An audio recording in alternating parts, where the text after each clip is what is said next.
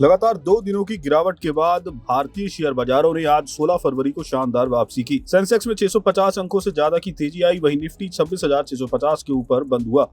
हालांकि मिले जुले ग्लोबल संकेतों के बीच बाजार की शुरुआत कमजोर रही थी। शुरुआती कारोबार में निफ्टी 25,400 के नीचे फिसल गया था। हालांकि पहले ही घंटे में खरीदारी का जोर बढ़ा और बाजार ने तेजी से रिकवरी की। दिन भर खरीदारी का रुझान बना रहा, खासकर पावर, एनर्जी, रियलिटी और फाइनेंशियल शेयरों में मजबूत खरीदारी देखने को मिली। इसी के दम पर निफ्टी 25,700 के करीब तक पहुंच गया और अंत में दिन के ऊपरी स्तरों के पास बंद हुआ। कारोबार के अंत में सेंसेक्स 650.39 अंक यानी 0.79% की बढ़त के साथ 83,277.15 पर बंद हुआ। वहीं निफ्टी 211.65 अंक यानी 0.83% चढ़कर 25,682.75 पर बंद हुआ। लार्ज कैप शेयरों के मुकाबले ब्रॉडर बाजार का प्रदर्शन थोड़ा कमजोर रहा। निफ्टी मिड कैप इंडेक्स करीब 0.5% चढ़ा, वहीं स्मॉल कैप इंडेक्स लगभग सपाट बंद हुआ।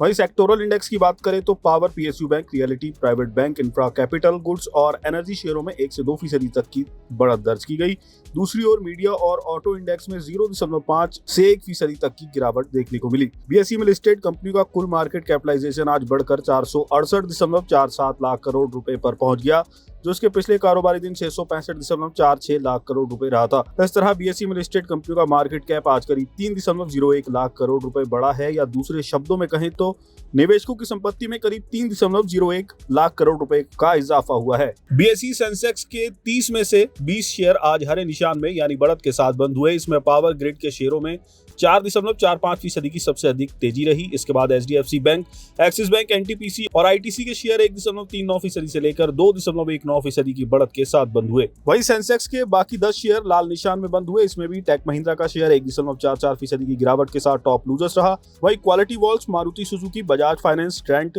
के शेयरों में 0.78% से लेकर 1.30% तक की गिरावट रही। 17 फरवरी को कैसी रह सकती है बाजार की चाल? महंगाई के नरम आंकड़ों के बाद यूएस 10 ईयर यील्ड में लगातार गिरावट ने इस साल के आखिर में फेड रेट में कटौती की उम्मीदों को मजबूत कर दिया है।